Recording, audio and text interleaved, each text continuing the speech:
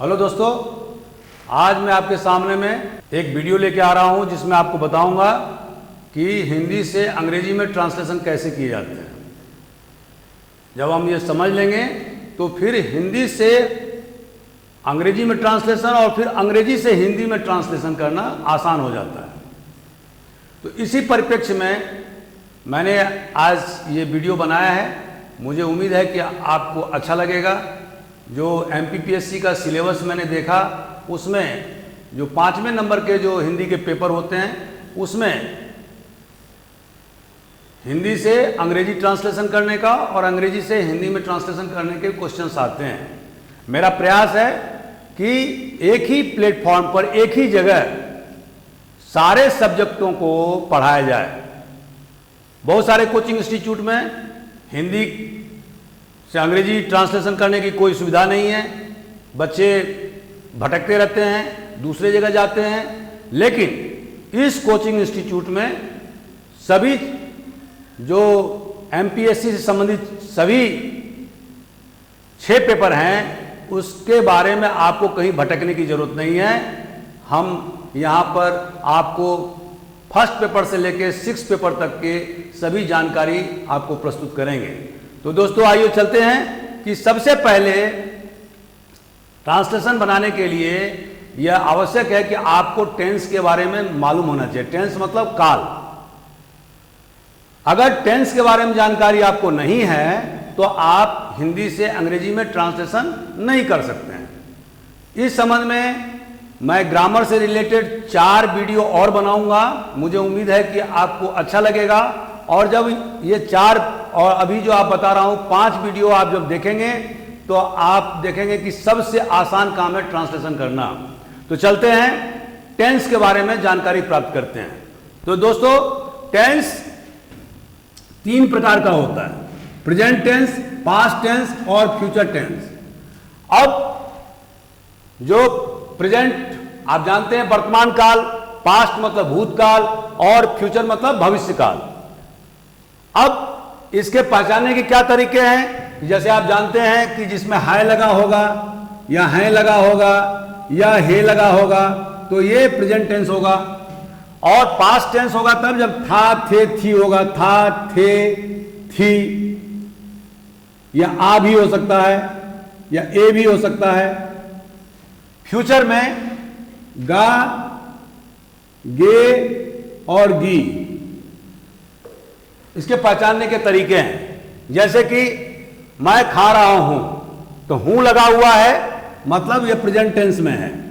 अगर मैंने खाया था तो था लगा है, इसका मतलब पास्ट टेंस में है, मतलब भूतकाल में है।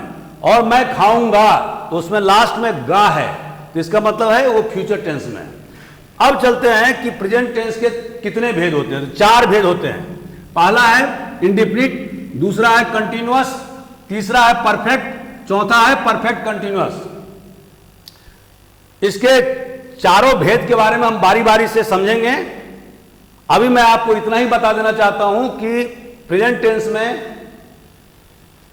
टेंस के 4 भेद होते हैं और उसी तरह से पास्ट टेंस के भी 4 भेद होते हैं, इंडेफिनिट, कंटिन्यूअस, परफेक्ट और परफेक्ट कंटिन्यूअस। और इसी तरह से फ्यूचर टेंस के भी 4 भेद होते हैं, इंडेफिनिट, कंटिन्यूअस, परफेक्ट और परफेक्ट कंटिन्यूअस। फ्यूचर पीछे लगा देंगे। तो दोस्तों इस तरह से कुल 12 टेंस हैं। अब इसी में हमें ट्रांसलेशन करना होगा। अगर हम इन 12 टेंस के बारे में जानकारी इकट्ठा कर लेंगे, हम समझ लेंगे तो ट्रांसलेशन करने में बहुत आसानी होगा। अब सबसे पहले जब आप ट्रांसलेशन करते हैं तो सबसे पहले क्या करना होता है? आपको पहचानना होता है ये 12 जो टेंस हमने बताए हैं उसमें कौन टेंस है। पहले तो ये देखना होगा कि फ्यूचर प्रेजेंट टेंस है या पास्ट टेंस है या फ्यूचर टेंस है। और उसके बाद हमें यह देखना होगा कि प्रेजेंट टेंस में जो 4 भेद हमने बताए हैं, the 4 kinds of present tense, तो उस 4 टेंस में से कौन सा टेंस है। अगर हम इसको ज़ीरो इन कर लिए या पहचान कर लिया तो उसके बाद में आगे की क्रिया होगी ट्रांसलेशन करने की। तो आइए चलते हैं कि आपको प्रेजेंट टेंस में जो इंडिफिनिट है उसको पहचान कैसे करेंगे। हाउ यू विल आइडेंटिफाई कि the sentence is present indefinite tense. Let us सी।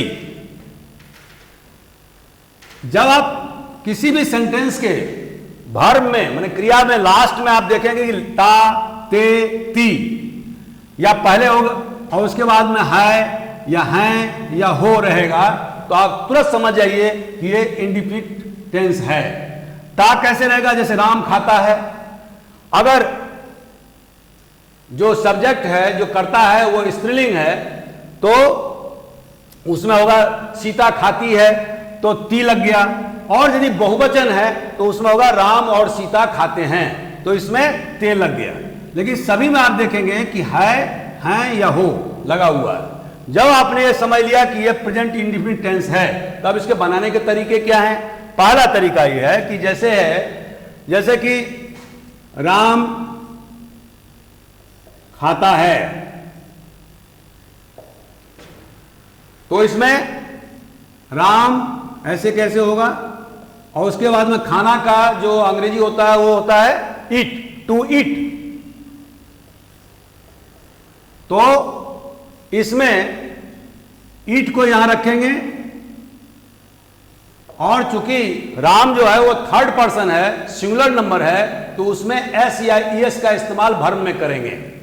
तो चूंकि ईट में एस लगेगा। अगर यहीं पर रहता कि राम जाता है, राम जाता है, तो इसका ट्रांसलेशन होता है राम गोज। क्योंकि दोस्तों हमेशा जो जाना जो क्रिया है गो, उसमें ईएस का प्रयोग होता है। ये हमेशा ध्यान रखने वाली बात है। तो कुछ वर्ब में एस लगता है, कुछ वर्ब में ईएस लगता है, तो वो आपको समझना होगा। तो ये सिंपल तरीका है कि आप ट्रांसलेशन कैसे बनाएंगे। वर्ब में एस या ईएस का प्रयोग करेंगे। और जैसे कि आप जानते हैं पर्सन 3 प्रकार के होते हैं, फर्स्ट, सेकेंड और थर्ड।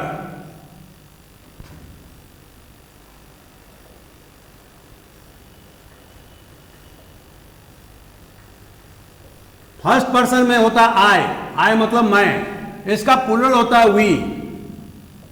सेकेंड पर्सन में होता है यू मतलब तुम, और इसका प्लूरल भी यू ही होता है।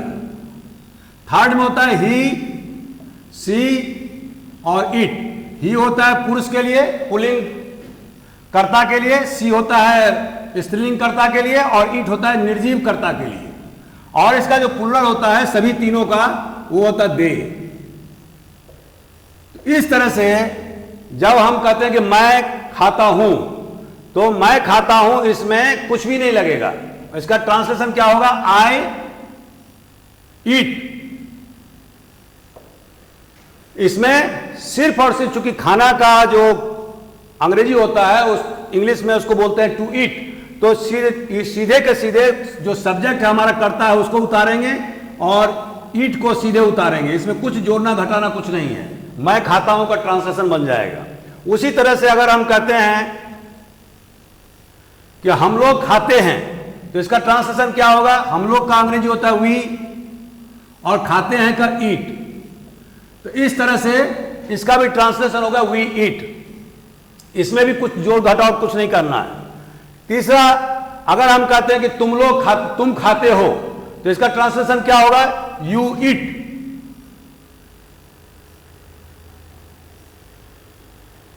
इसमें भी जो खाना क्रिया है ईट, उसमें कुछ भी नहीं जोड़ना है, सीधे के सीधे इसको उतारना है। तो इसका तुम खाते हो का ट्रांसलेशन हो जाएगा यू ईट। उसी तरह से प्लूरल में तुम लोग खाते हो, तो वहां भी कुछ भी नहीं होगा, केवल यू ईट। मतलब इसमें भी एस नहीं लगेगा। जो वर्ब है उसको वैसे के वैसे उतार देंगे। तो ये ट्रांसलेशन हो गया। तीसरा होता है थर्ड पर्सन में कि वह जाता है। वह जाता है का अंग्रेजी होगा ही। और आप जानते हैं कि थर्ड पर्सन जो है सिंगुलर नंबर में, उसमें एस या ईएस का प्रयोग होता है, लेकिन प्लूरल में नहीं होता है। तो जैसे मैंने बताया कि वह जाता है, तो वह जाता है का ट्रांसलेशन क्या होगा? गो माना जाना होता है, तो वर्ब में चूंकि गो में हमेशा ईएस लगता है, तो ही गोज, ये ट्रांसलेशन हुआ। उसी तरह से वह जाती है, तो क्या होगा? She goes. या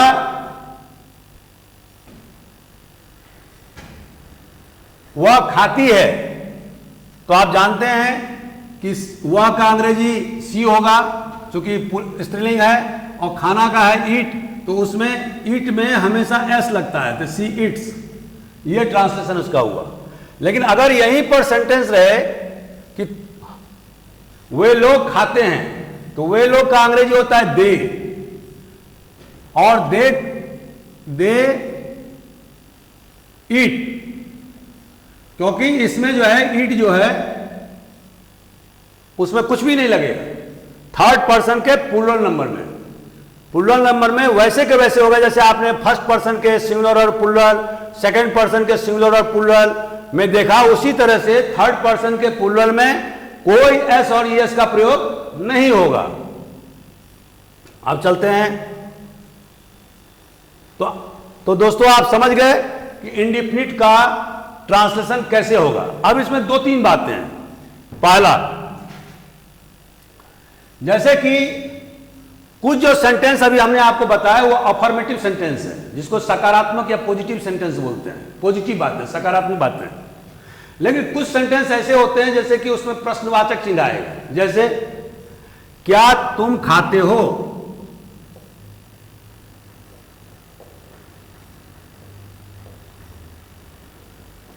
अगर ये सेंटेंस सिंपल रहता, अगर क्या को हटा देते तो इसका अंग्रेजी क्या होता है? You eat. अगर चूंकि यहां पीछे क्या है तो इसका मतलब क्या हुआ? इसके पीछे हम लगाएंगे डू यू ईट, और यहां प्रश्नवाचक चिन्ह देंगे, इंट्रोगेटिव सिंगुलर। इसी तरह से अगर ये रहे कि क्या वह जाता है, इसका वह जाता का है का मैंने आपको ट्रांसलेशन बना के बताया कि ही गोज। अगर मान लीजिए कि यहां पर प्रश्नवाचक चिन्ह है तो इसका ट्रांसलेशन क्या होगा? डज ही गो। इसमें जो अगर इसका यहां तक रहता तो इसका ट्रांसलेशन क्या होता है? He goes. अब चूंकि ये प्रश्नवाचक चिन्ह है तो डू में जो इसमें जो ईएस यहां लगा हुआ था वो यहां आ जाएगा, और इसके बाद में जो वर्ब है गो वो वैसे को वैसे रहेगा। तो इस तरह से क्या हुआ जाता है मतलब डज ही गो।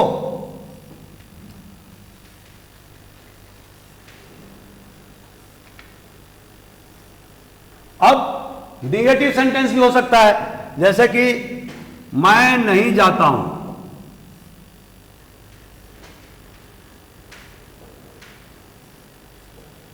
इसका ट्रांसलेशन क्या होगा? अगर मान लो नहीं होता तो क्या होता? मैं जाता हूं तो आई और गो। आई फर्स्ट पर्सन का सिंगुलर नंबर है, इसके साथ जो वर्ब आएगा उसमें एस का प्रयोग नहीं होगा, तो यहां पर क्या होगा? आई गो। लेकिन चूंकि नहीं है तो इसका ट्रांसलेशन कैसे होगा? Do not go. I do not गो, यह ट्रांसलेशन होगा। आई डू नॉट गो, यह ट्रांसलेशन होगा। वी डू नॉट गो।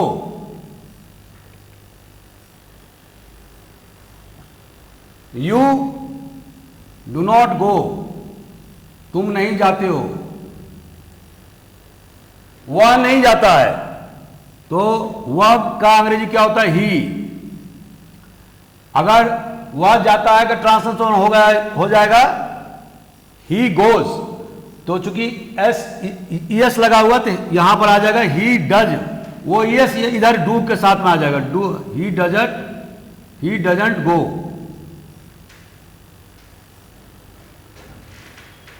अगर यहां पर यही रहता कि वह नहीं खाता है, हम जानते हैं ही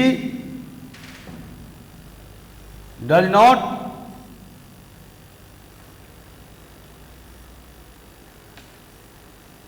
ईट।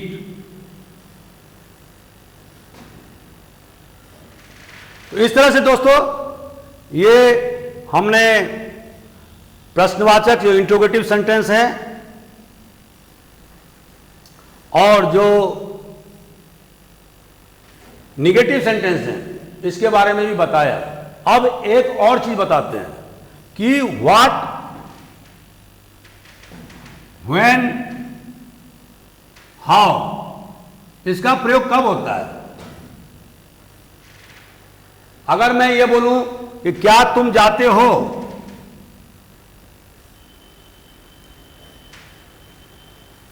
क्या तुम खाते हो, मान लीजिए लिखते हैं,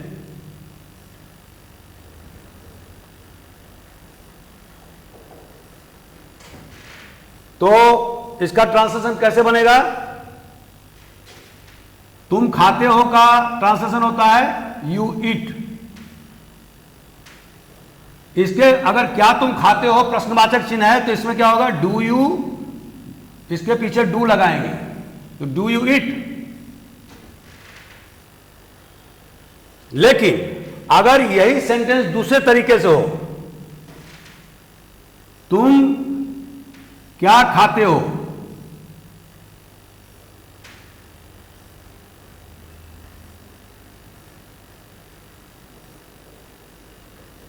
इसका सेंटेंस, इसका ट्रांसलेशन कैसे बनेगा। जब क्या जो है, ये दोस्तों समझ लीजिए कि जब क्या वर्ड सेंटेंस के शुरू में हो तब डू या डज इसका इस्तेमाल होगा। लेकिन जब क्या वर्ड जो है वो बीच में रहे, माने सेंटेंस के बीच में आ जाए, तुम खाते हो के बीच में तुम के बाद में कर्ता के बाद में आए, तो या जिसको अंग्रेजी में सब्जेक्ट बोलते हैं, तो जैसे कि मैंने यहां लिखा तुम क्या खाते हो, तो उसमें ट्रांसलेशन करने का तरीका बदल जाएगा। वो कैसे होगा, तुम क्या खाते हो, मतलब क्या का अंग्रेजी होता है व्हाट।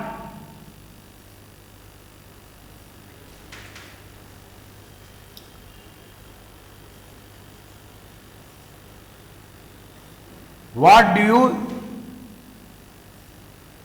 ईट, इसमें पहले व्हाट आ गया। तो इस तरह से पहले व्हाट लगाएंगे, उसके बाद में डू लगाएंगे और उसके बाद में जो सब्जेक्ट है उसको रखेंगे और उसके बाद में वर्ब को वैसे के वैसे रख देंगे।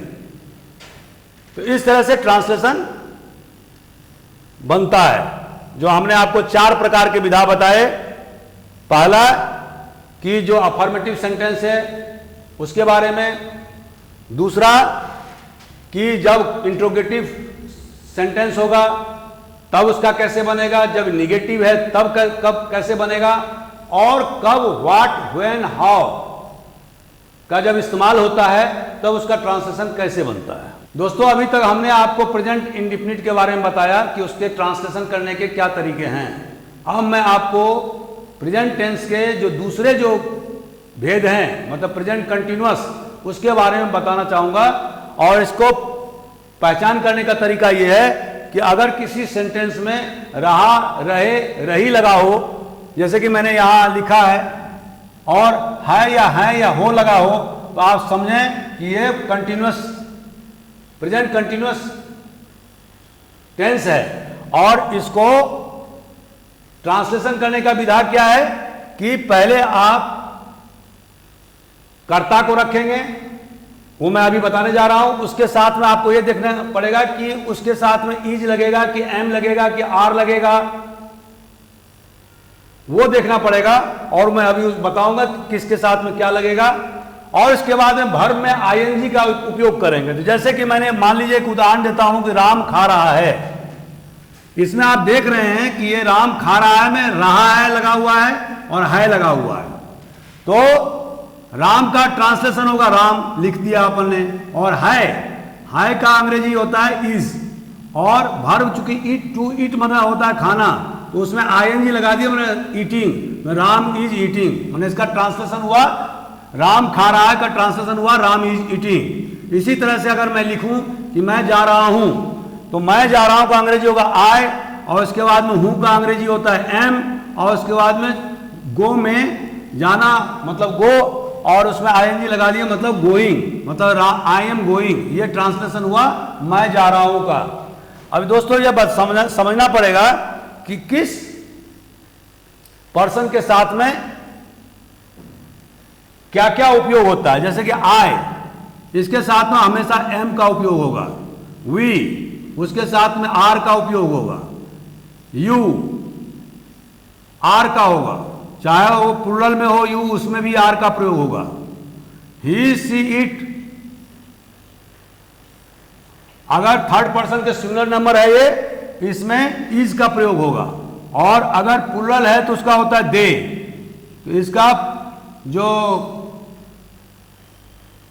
इसमें आर का उपयोग होगा, दे आर। अब मैं बताऊंगा कि जैसे कि मान लीजिए मैं कहता हूं कि वह जा रहा है, इसका ट्रांसलेशन क्या होगा, ही इज, माने है को पहले लाएंगे, ही इज गोइंग।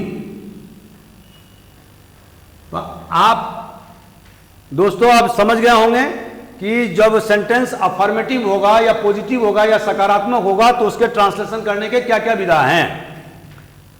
अब जो सेंटेंस निगेटिव होगा तो उसका ट्रांसलेशन कैसे होगा। जैसे कि ये तो अफर्मेटिव है, अगर मैं यहां लिख दूं कि वह नहीं जा रहा है, इसका ट्रांसलेशन होगा ही इज नॉट गोइंग। बहुत सिंपल है, मतलब इज के बाद में नॉट का उपयोग किया। लेकिन अभी अगर मैं ये लिखूं क्या वह जा रहा है,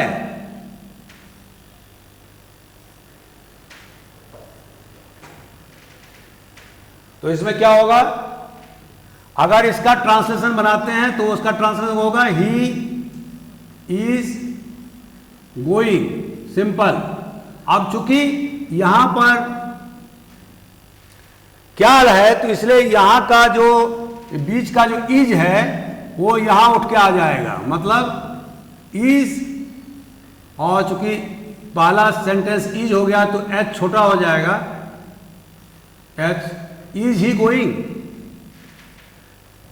ये आपको समझना पड़ेगा कि जब प्रेजेंट कंटिन्यूअस है लेकिन वो प्रश्नवाचक है, मतलब इंट्रोगेटिव सेंटेंस में है, तो उसमें जो वर्ब होगा, मतलब इंट्रांजिटिव वर्ब बोलते हैं इसको, और ये जो है गो जो है वो ट्रांजिटिव वर्ब है। इसके बारे में हम अलग से वीडियो बनाएंगे कि वर्ब कितने प्रकार के होते हैं। तो जो इज है वो पहले आ जाएगा, उसके बाद कर्ता होगा, उसके बाद में ट्रांजिटिव वर्ब में आईएनजी लग जाएगा। तो इस तरह से ट्रांसलेशन हो जाएगा इज ही गोइंग, और यहां प्रश्नवाचक चिन्ह। इस तरह से ट्रांसलेशन होता है। अगर मैं एक सेंटेंस ये कहूं, वह, जैसे कहें क्या वह खा रहा है, तो इसका ट्रांसलेशन क्या होगा, is he eating.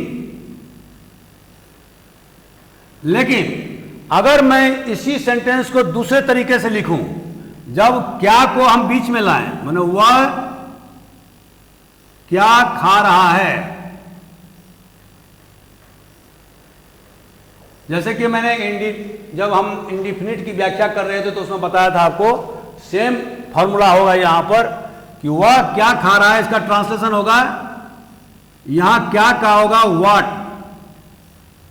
He is eating. इसका मतलब यह हुआ कि जब क्या सेंटेंस के बीच में रहेगा तो वहां पर व्हाट का उपयोग होगा, और यदि क्या सेंटेंस के पहले होगा तो सेंटेंस इज, आर, एम जो इंट्रांजिटिव वर्ब है वो इस्तेमाल होगा। जैसे कि हम लोग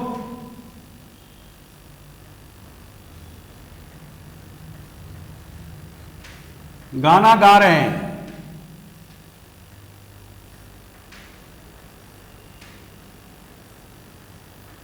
तो हम लोग का अंग्रेजी होता है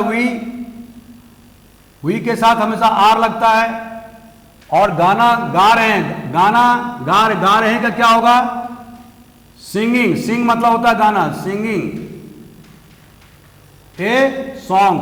सॉन्ग मतलब गाना, सॉन्ग। अगर मैं इसी को उल्टा दूं कि क्या हम लोग गाना गा रहे हैं, तो यह आर जो है वो यहां आ जाएगा, are we singing a song. और अगर हम ये बोले कि हम लोग क्या गाना गा रहे हैं, मतलब क्या जो है वो बीच में, तो व्हाट वी आर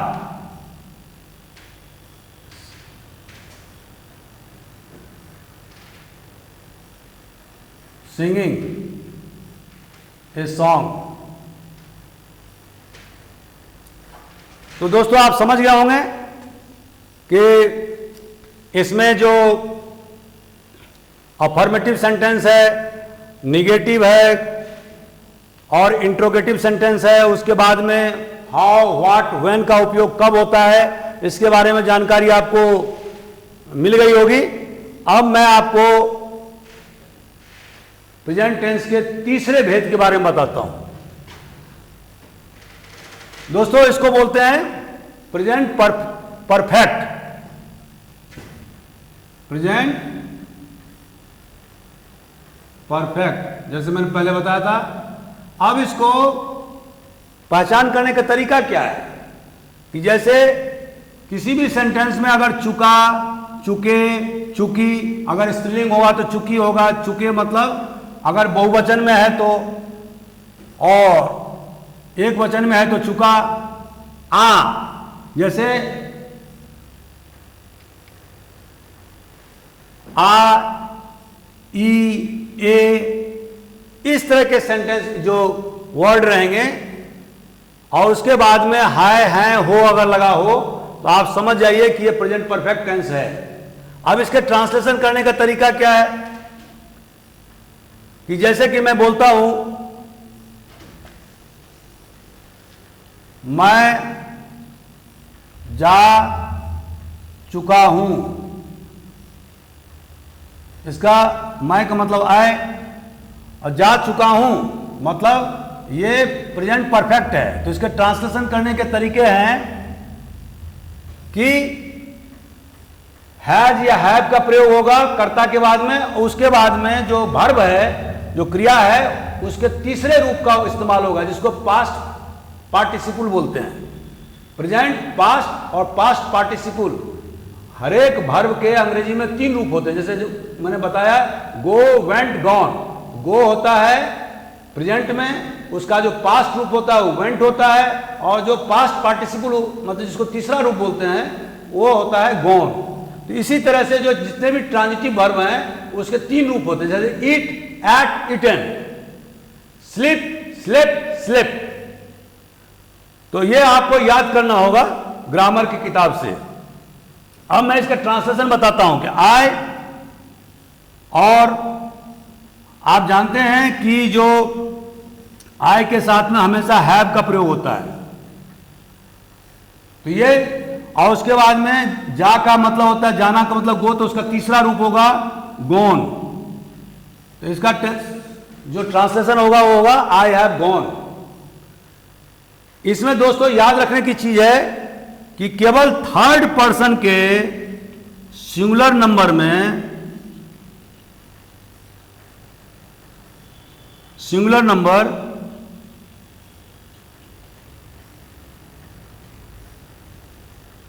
ये कौन सा है? ही, सी, इट, इसमें केवल हैज का प्रयोग होता है, और बाकी जगह फर्स्ट पर्सन के सिंगुलर नंबर जो आई है, उसके बाद उसके प्लूरल नंबर जो वी है, और सेकंड पर्सन के सिंगुलर और प्लूरल जिसको यू बोलते हैं उसके साथ भी हैव का प्रयोग होगा, और थर्ड पर्सन के प्लूरल जिसको दे बोलते हैं उसको में भी प्लूरल का मतलब हैव का प्रयोग होगा।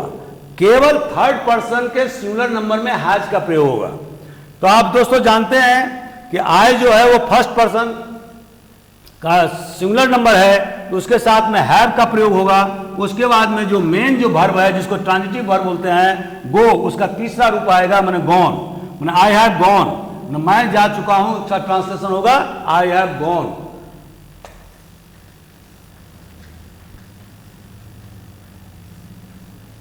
जैसे कि एक और मैं नमूना देता हूं, मैंने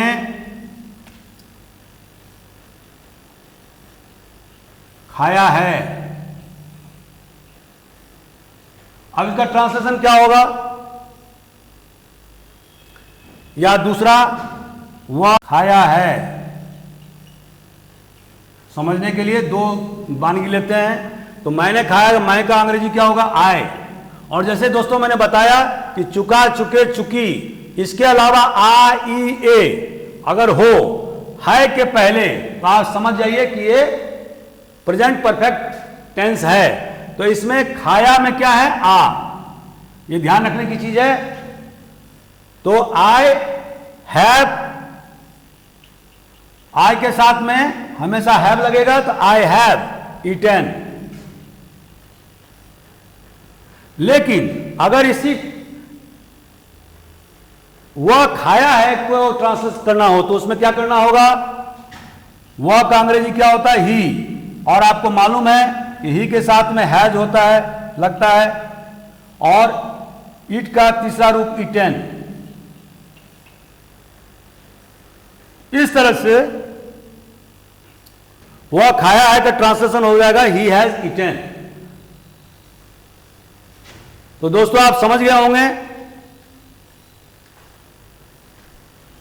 अगर मैं इसको भी निगेटिव में लाता हूं तो प्रेजेंट परफेक्ट टेंस को निगेटिव में करता हूं तो क्या होगा? मैंने नहीं खाया है।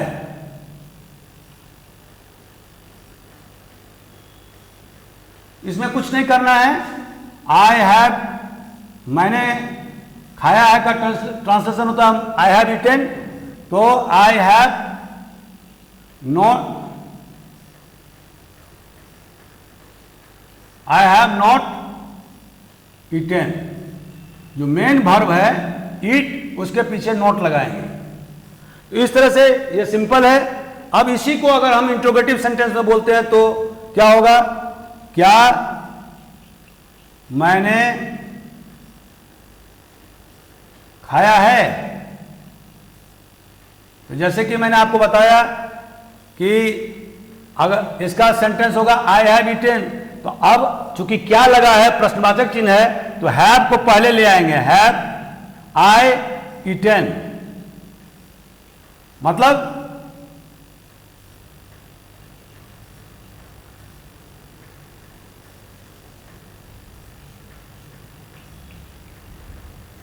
हैव आई ईटन, तो मतलब हैव या हैज जो यहां पर बीच में लगता है उसको पहले हम ले आते हैं।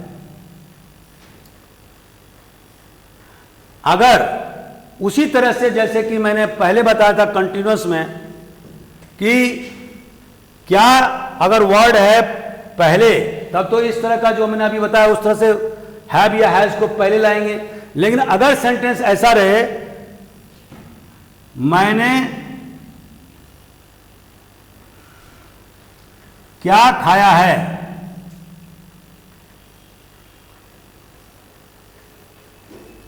तो क्या जो है वो कर्ता के बाद में है, तो इसका ट्रांसलेशन कैसे होगा? What I have eaten.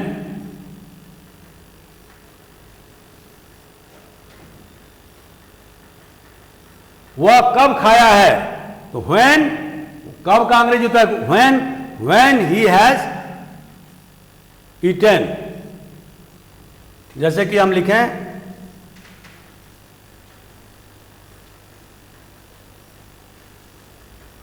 वह कब खाया है। अब इसमें जो कब वर्ड है वह है बीच में, कर्ता के बाद, सब्जेक्ट के बाद में, तो इसका ट्रांसलेशन कब होगा? कब का अंग्रेजी होता है व्हेन, तो व्हेन, और उसके बाद में आएगा वह का अंग्रेजी होता है ही, हैज, ही के साथ हमेशा हैज लगेगा। और खाया है का मतलब होगा वर्ब का तीसरा रूप, तो ईट मतलब eaten, when he has eaten, ये ट्रांसलेशन हुआ।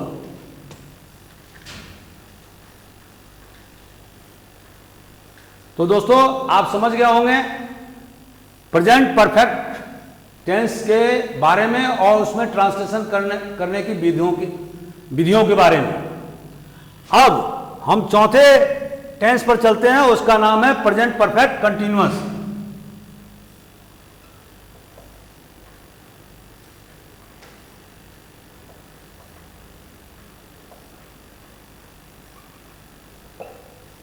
अब इसको पहचान करने का क्या तरीका है? तरीका ये, ता रहा, ती रही, ते रहे। अगर इसमें और उसके बाद में है या हो लगा हो तो आप समझें है, हो या है, हो, है। अगर लगा हो तो आप समझें कि ये प्रेजेंट परफेक्ट कंटिन्यूअस टेंस है। और इसके जो ट्रांसलेशन बनाने के तरीके हैं वो ये है कि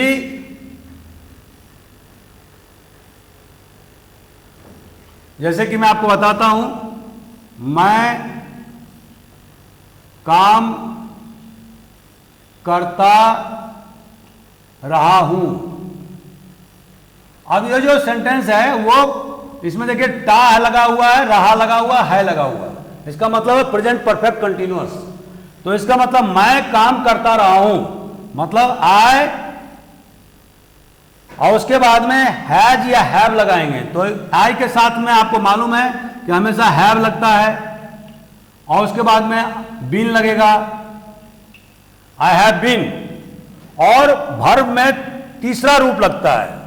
तो दोस्तों मैं काम करता रहा हूं, जैसे कि आपको मैंने बताया, ता, ते, ती और रहा, रहे, रही, उसके बाद में है, हो या है लगा हो तो आप समझें कि यह प्रेजेंट परफेक्ट कंटिन्यूअस टेंस है। और इसके बनाने के तरीके क्या हैं?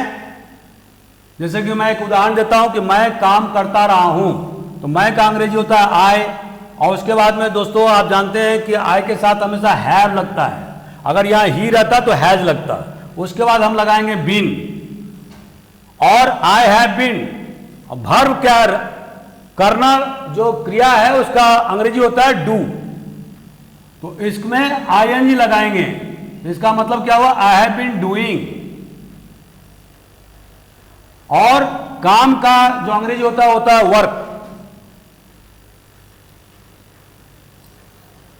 मतलब I have been doing work. ये इसका ट्रांसलेशन हुआ। तो अगर यहां पर वह काम करता रहा है तो वह का हो जाता है ही, और इसके बदले में हो जाता है हैज, और इस तरह से he has been doing work.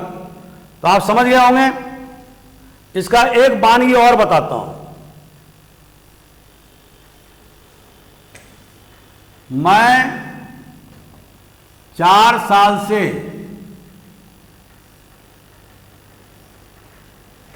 काम कर रहा हूं, या करता रहा हूं। तो इसमें जो है जब टाइम फैक्टर आएगा तो आप समझ जाएंगे कि ये present perfect continuous sentence tense है। और इसमें 2 पॉइंट है जो नोट करने लायक है। जब पीरियड ऑफ टाइम बताया जाएगा तब आप फॉर का इस्तेमाल करेंगे, और जब पॉइंट ऑफ टाइम बताया जाएगा तब आप सिंस का इस्तेमाल करेंगे। वो कैसे? कि जैसे मैं 4 साल से काम करता रहा हूं, यहां पर 4 साल जो है वो पीरियड ऑफ टाइम बताता है। तो आई हैव, पहले मैं का अंग्रेजी आई, उसके बाद में हैव, उसके बाद में बीन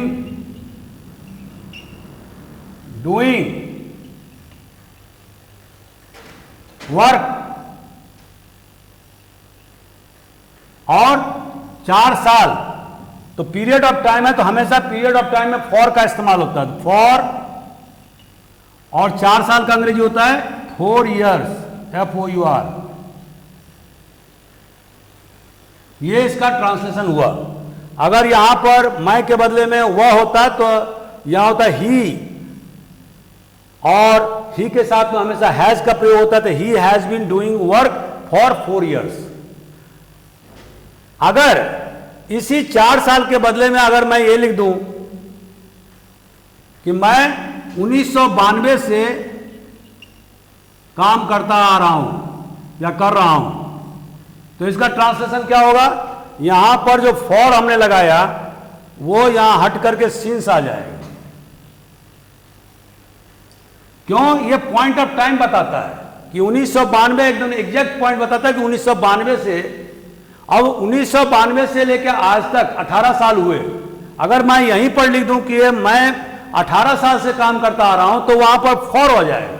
लेकिन चूंकि मैं जो ईयर बता रहा हूं, जो मैं टाइम बता रहा हूं, वो है पॉइंट ऑफ टाइम कि किस समय से, तो इसमें सिंस का इस्तेमाल होगा। तो हम समझते हैं कि अब आप समझ गए होंगे कि अंग्रेजी में ट्रांसलेशन कैसे किया जाए।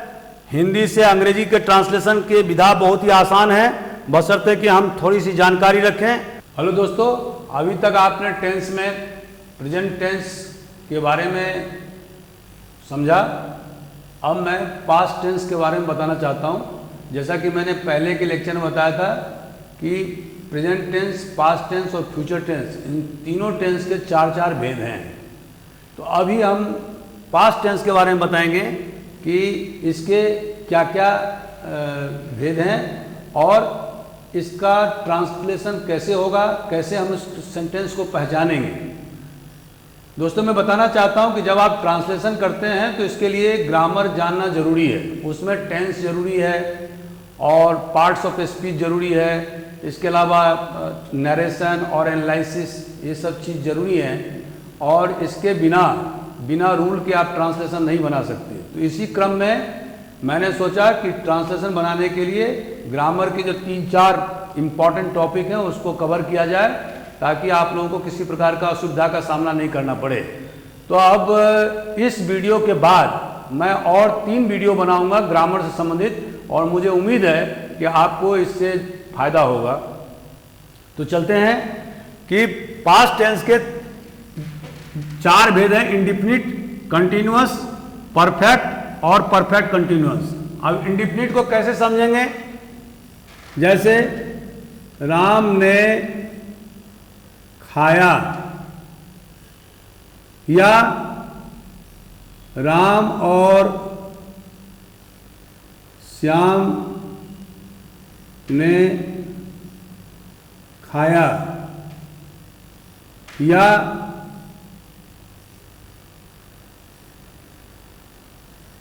तीसरा सीता ने खाई। अब इसमें देखते हैं या राम और श्याम बहुवचन है तो खाए होगा, तो या ए और आ,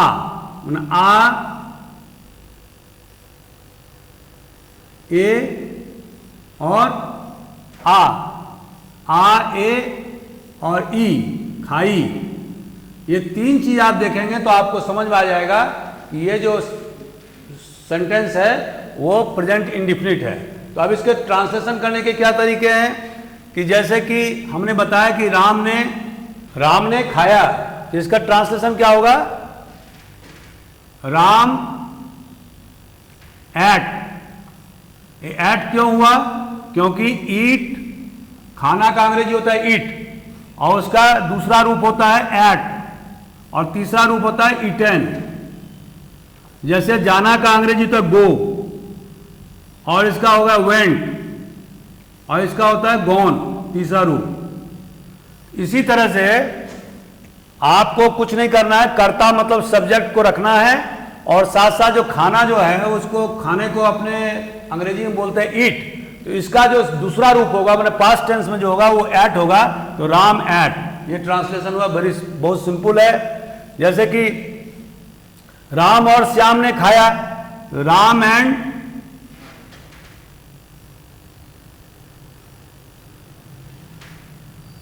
एट, ये ट्रांसलेशन हुआ इसका। तो दोस्तों इस तरह से हम देखते हैं, जैसे मैंने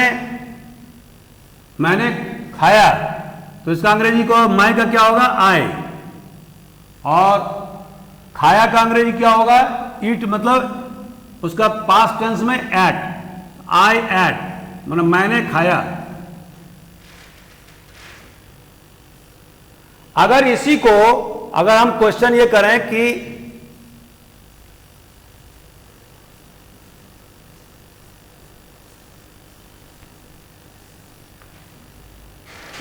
क्या राम ने खाया,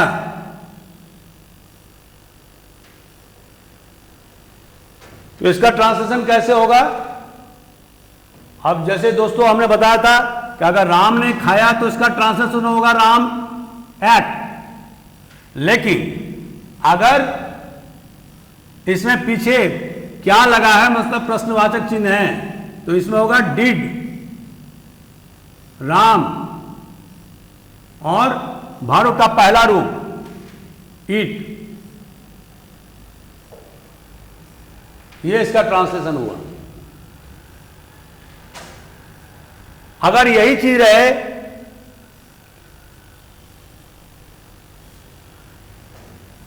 राम ने नहीं खाया, तो इसका ट्रांसलेशन क्या होगा, राम डिड नॉट ईट, माने भारुक का पहला रूप। अगर यही चीज हम क्वेश्चन पूछें कि अगर राम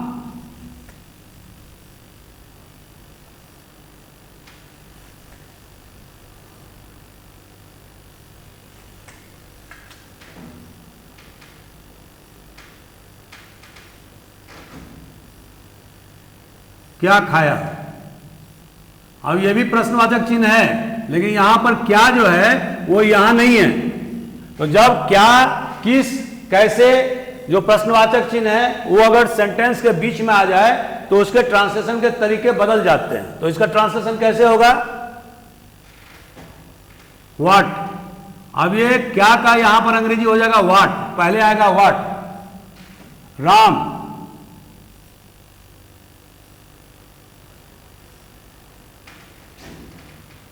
इसके पहले होगा डिड, व्हाट डिड राम ईट। तो आप देखें दोस्तों कि जब प्रश्नवाचक चिन्ह बीच में आएगा, सेंटेंस के बीच में आएगा, तो तब हम उसको क्या का जो अंग्रेजी होता है व्हाट, तो पहले व्हाट लगाएंगे। अब जैसे तुम कब गए, अब इसका सेंटेंस क्या होगा, जो इसका ट्रांसलेशन है क्या होगा, चूंकि कब है तो कब बीच में है, तो इसका ट्रांसलेशन क्या कि व्हेन, कब का अंग्रेजी क्या होता है व्हेन, डिड यू गो।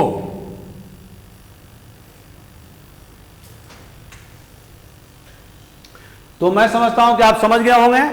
अब इसके बाद चलते हैं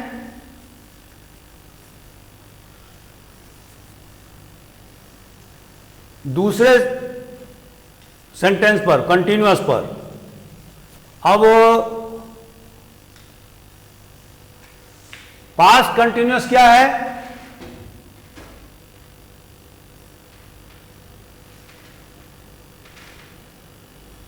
राम खा रहा था,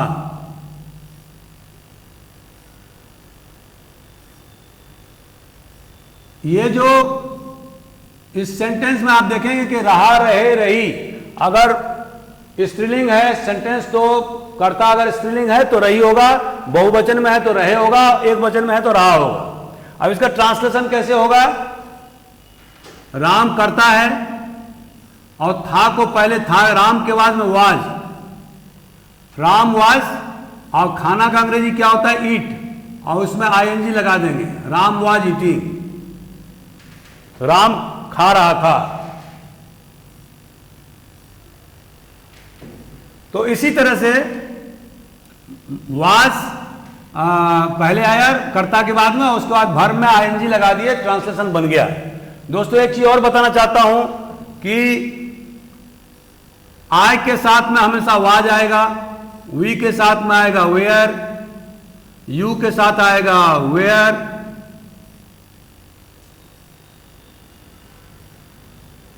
ही के साथ आएगा ही, सी, इट के साथ में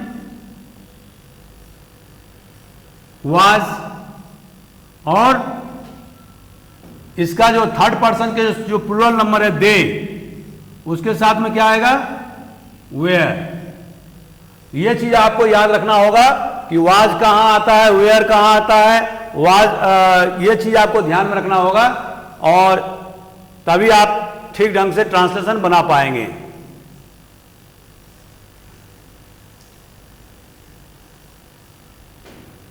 तो मैं समझता हूं कि कंटिन्यूअस जो पास्ट कंटिन्यूअस टेंस है उसके बारे में आपको अच्छे से जानकारी मिल गई होगी। अब इसके बाद चलते हैं पास्ट परफेक्ट टेंस।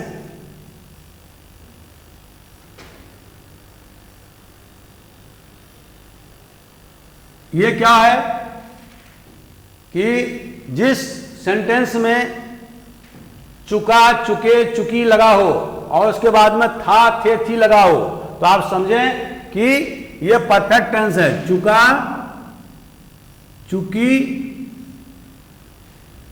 चुके, हैं,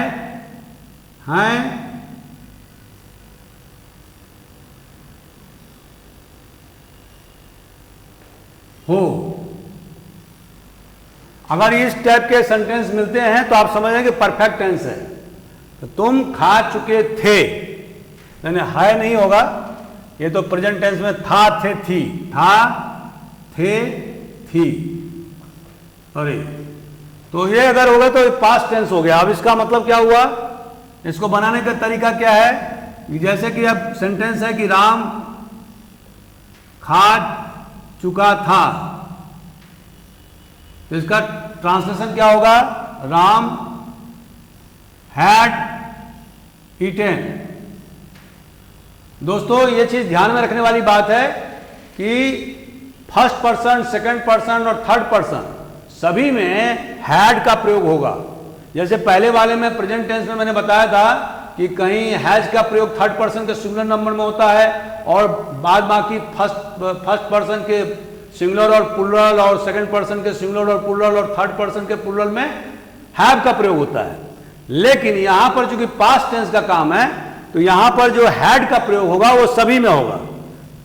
जैसे कि मैं खा चुका था, आई हैड ईटेन। तुम खा चुके थे, यू हैड ईटेन। और वे लोग खा चुके थे, एग्जाम्पल बता रहा हूं, दे हैड ईटेन। तो मतलब कहने का आशय यह है कि सभी में हैड का प्रयोग हुआ है।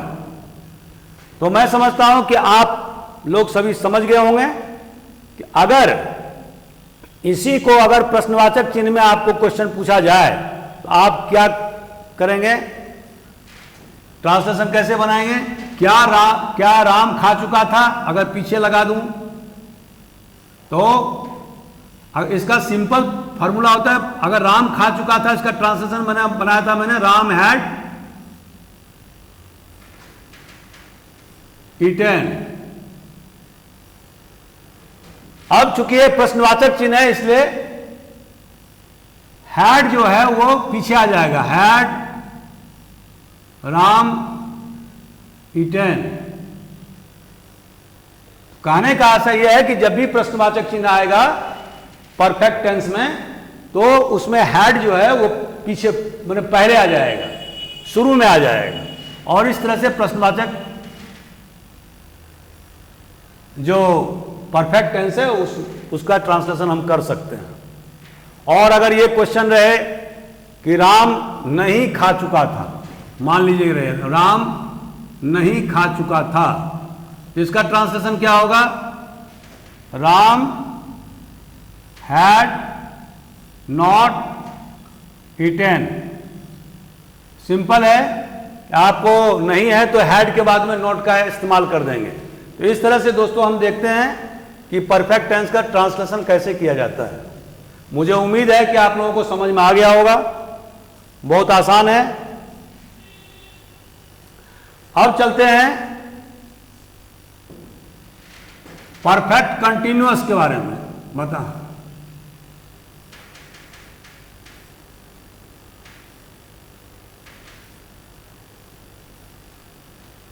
अब दोस्तों इसको पहचानने के क्या तरीके हैं?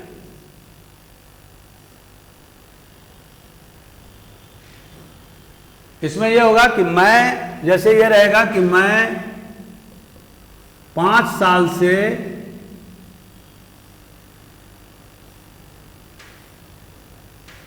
पढ़ता रहा था। अब इसमें जो ता है, रहा था, तो ये देखेंगे आप, खाता रहा था, सोता रहा था, उठता रहा था, बैठता रहा था, तो सब में ता लगा है, और उसके बाद में रहा, और स्त्रीलिंग होगा तो जैसे मैंने रही थी, रही हो जाएगा, बहुवचन होगा तो रहे हो जाएगा, लेकिन था, थे, थी, इस तरह का उसी एक वचन और बहुवचन के हिसाब से बदलेगा। तो अब इसका ये तो पहचानने के तरीके हो गए। अब इसके बाद इसका ट्रांसलेशन कैसा होगा?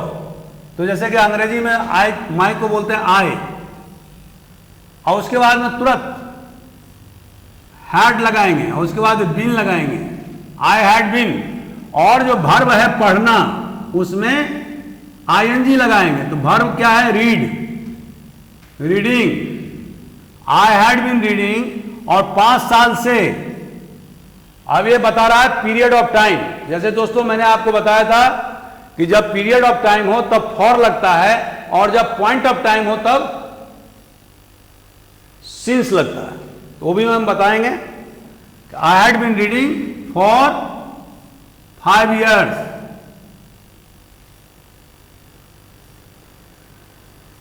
ये इसका ट्रांसलेशन हो गया। कहने का आशा है कि सब्जेक्ट है आई, इसके बाद में हैड लगाएंगे, बीन लगाएंगे, वर्ब जो रीड है उसमें आईएनजी लगाएंगे, और उसके बाद अगर पीरियड ऑफ टाइम है तो फॉर लगाएंगे, और 5 साल का आपको अंग्रेजी मालूम है 5 years, तो उसके बाद में 5 years लिख देंगे। This is the translation of this perfect continuous. I think that you might be understanding what I am telling you. अब अगर मान लीजिए यहीं पर सपोज हम कहते हैं 5 साल से नहीं करके के हम ये कह देते हैं 2016 से पढ़ता आ रहा हूं, तो इसका ट्रांसलेशन क्या होगा? जैसा कि मैंने कहा कि पीरियड ऑफ टाइम जब रहता है तब फॉर लगता है, और जब पॉइंट ऑफ टाइम आता है किसी सेंटेंस में रहता है तो सिंस का उपयोग होता है। तो जैसे कि राम 2016 से पढ़ता रहा था, तो इसका ट्रांसलेशन होगा Ram had been reading since 2016। ये इसका ट्रांसलेशन हुआ। प्रेजेंट टेंस के व्याख्या के समय में ही मैंने बताया था कि पीरियड ऑफ टाइम और पॉइंट ऑफ टाइम में फॉर और सिंस कैसे लगाए जाते हैं। तो मैं समझता हूं कि आप ठीक ढंग से समझ गए होंगे। अब हम इसके बाद में आपको फ्यूचर टेंस के बारे में बताएंगे। फ्यूचर टेंस के भी 4 भेद होते हैं, और जैसे इंडिफिनिट, कंटिन्यूअस, परफेक्ट और परफेक्ट कंटिन्यूअस, जिसके बारे में अभी आपको हम डिटेल में बताते हैं। तो दोस्तों अभी तक हमने प्रेजेंट टेंस और पास्ट टेंस के बारे में समझाया आपको, और उसके चार भेद हैं, उनके बारे में भी जानकारी प्रस्तुत किया। अब हम लोग चलते हैं फ्यूचर टेंस के बारे में। जैसा कि आप जानते हैं कि फ्यूचर टेंस मतलब आने वाली घटनाओं के बारे में जो चीज़ बताता है उसको फ्यूचर टेंस या भविष्यत काल कहते हैं। तो भविष्यत काल क्या है कि जो आने वाले समय में जो अभी तक घटित नहीं हुआ है लेकिन जो होने वाला है उसके बारे में जो सेंटेंस व्याख्या करता है उसको फ्यूचर टेंस या भविष्य काल बोलते हैं।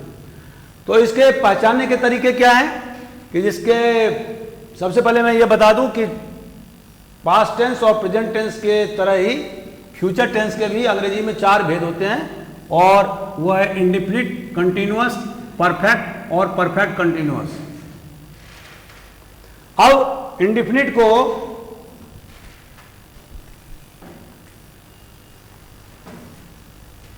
कैसे पहचानेंगे? तो दोस्तों जिस सेंटेंस में गा, गे और गी लगा हो आप समझ जाइए कि वो फ्यूचर इंडेफिनिट है। तो इसका जैसे कि एक उदाहरण देता हूं मैं जाऊंगा,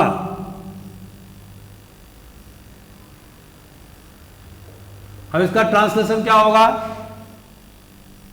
मैं का अंग्रेजी होता आई और जाऊंगा गा है तो आई शैल, और वर्ब का पहला रूप मतलब जाना का जो अंग्रेजी होता है वो गो होता है, तो पहला रूप है गो, दूसरा रूप है वेंट, तीसरा रूप है गॉन।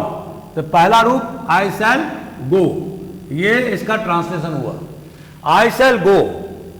तो दोस्तों एक चीज और ध्यान रखने वाली बात है कि आई के साथ में हमेशा शैल का प्रयोग होगा, वी के साथ भी शैल का ही होगा और यू के साथ में विल का होगा।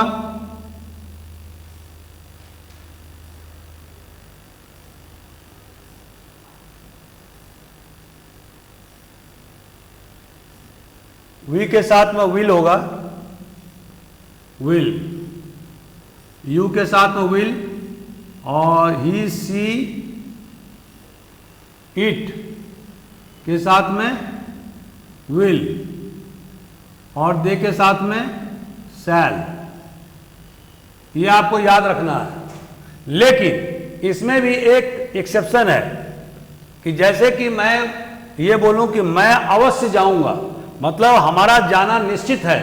जब हम ये श्योरिटी के साथ बोलते हैं, स्ट्रेस के साथ बोलते हैं, जब उसमें निश्चितता का बोध होता है तो जो शैल जो है यहां पर वो विल में बदल जाएगा। विल, आई विल गो, मतलब मैं किसी भी कीमत पर जाऊंगा। इसी तरह से जहां पर जैसे कि वह जाएगा,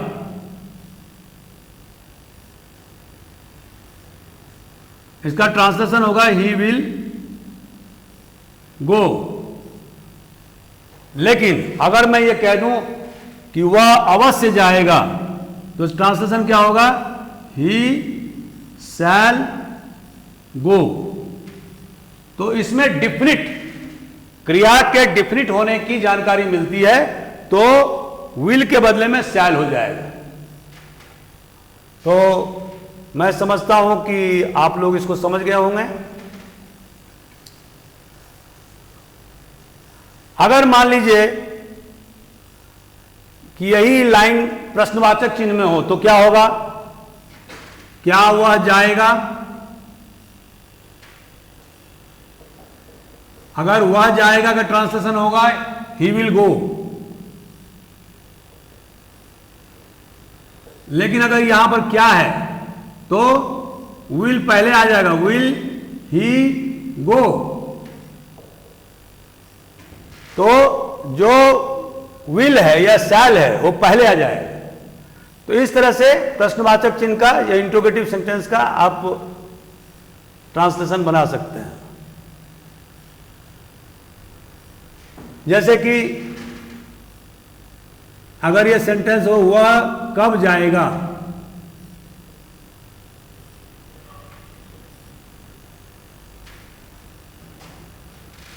और यही सेंटेंस होगा कब वह जाएगा।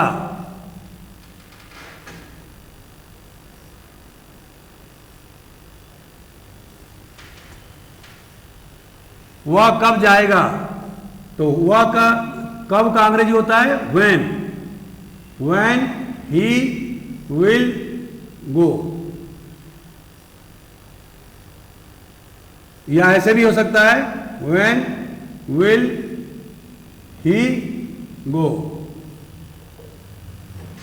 तो मैं समझता हूं कि अब आप समझ गए होंगे इंडेफिनिट के बारे में। अब चलते हैं दूसरे टेंस के बारे में, कंटिन्यूअस।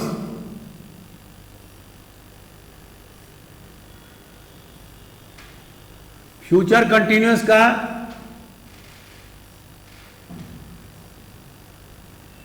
इसको पहचानने के क्या तरीके हैं। मैं काम करता रहूंगा। अगर सेंटेंस में ता या ते या ती रहे, अगर ये बहुवचन में सेंटेंस होगा तो ते होगा, स्त्रीलिंग में है तो ती होगा, रहूंगा या रहूंगी या रहेंगे, इस टाइप के अगर सेंटेंस में शब्द का उपयोग हुआ है तो आप समझ जाएं कि ये फ्यूचर कंटिन्यूअस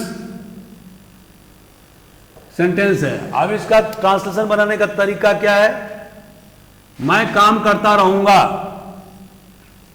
आई, उसका आई के साथ में दोस्तों शैल लगता है, उसके बाद में बी लगेगा, आई शैल बी। और करना का अंग्रेजी होता है डू, तो डू में आईएनजी लगा देंगे, डूइंग। और काम का मतलब होता है वर्क, तो आई शैल बी डूइंग वर्क। ये इसका ट्रांसलेशन है। मतलब सब्जेक्ट के बाद में, सब्जेक्ट मतलब कर्ता, कर्ता के बाद में शैल लगाएंगे। अगर यहां यू होता तो यहां विल हो जाता, और ही होता तो विल हो जाता। तो आई, कर्ता जो आई है उसके साथ में शैल लगेगा, उसके बाद में बी लगेगा, और बी सब में लगेगा, चाहे विल बी होगा, और उसके बाद में वर्ब में आईएनजी का प्रयोग कर देंगे। तो इस तरह से हमारा सेंटेंस का ट्रांसलेशन हो जाएगा। एक और वानगी देता हूं,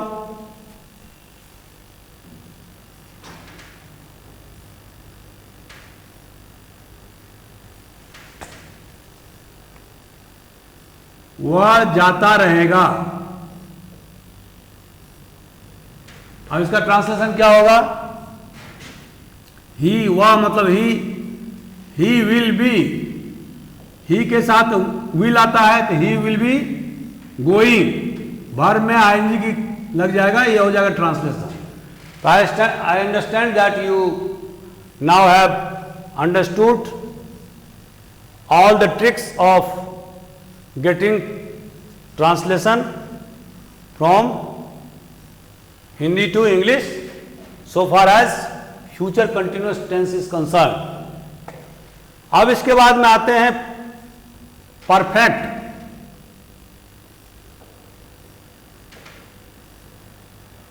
इसको पहचानने के क्या तरीके हैं। मैं खा चुका होऊंगा।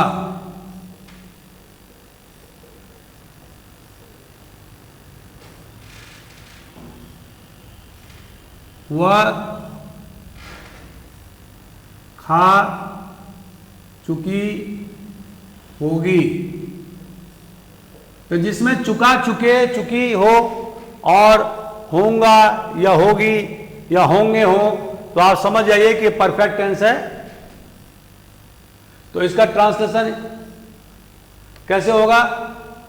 एक और वानगी देता हूं, मैं सो चुका हूंगा।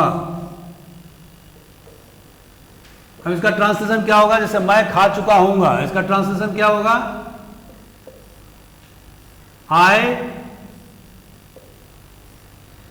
Shall have eaten. मतलब करता है आई, उसके बाद में शैल लगाएंगे, उसके बाद में हैव लगाएंगे, और वर्ब में तीसरा रूप मतलब ईट, एट, ईटेन लगाएंगे। वह खा चुकी होगी, इसका ट्रांसलेशन क्या होगा। शी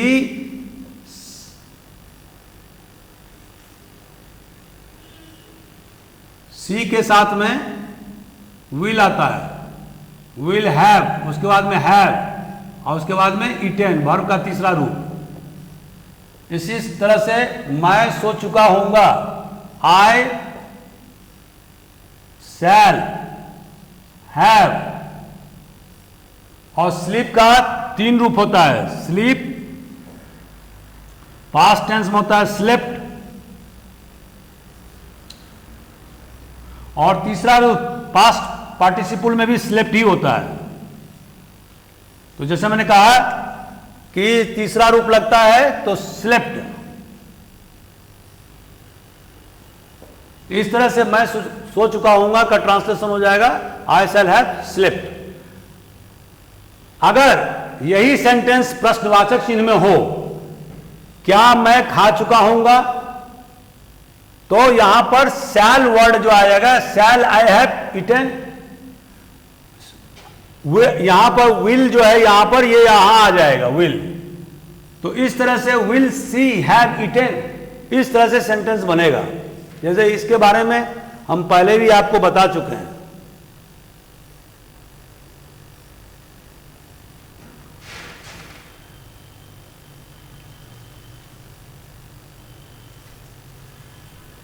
इसके बाद दोस्तों लास्ट में आता है फ्यूचर परफेक्ट कंटिन्यूअस।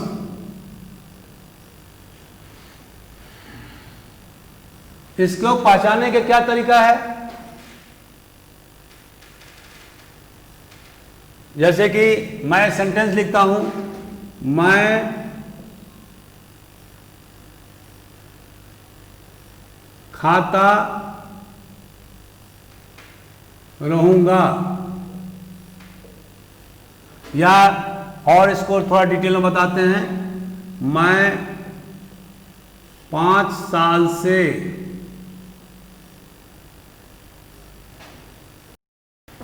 पढ़ता रहूंगा।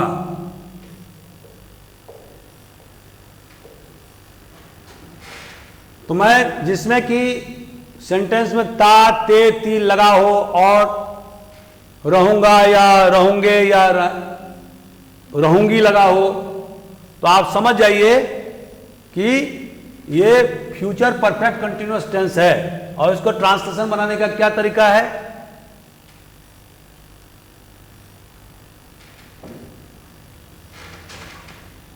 जैसे मैं खाता रहूंगा, आई शैल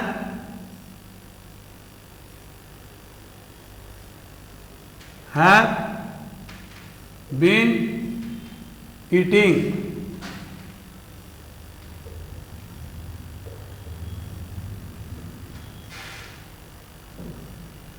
जैसे मैं 5 साल से पढ़ता रहूंगा, आई शैल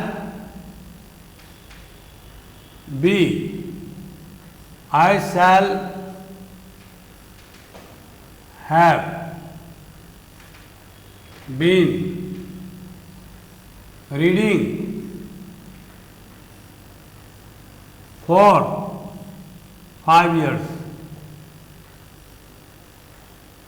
तो इसका मतलब ये हुआ कि जो करता है मतलब सब्जेक्ट है उसमें शैल या विल का प्रयोग होगा, उसके बाद में हैव बीन का प्रयोग होगा, और उसके बाद में वर्ब में तीसरा रूप लग जाएगा।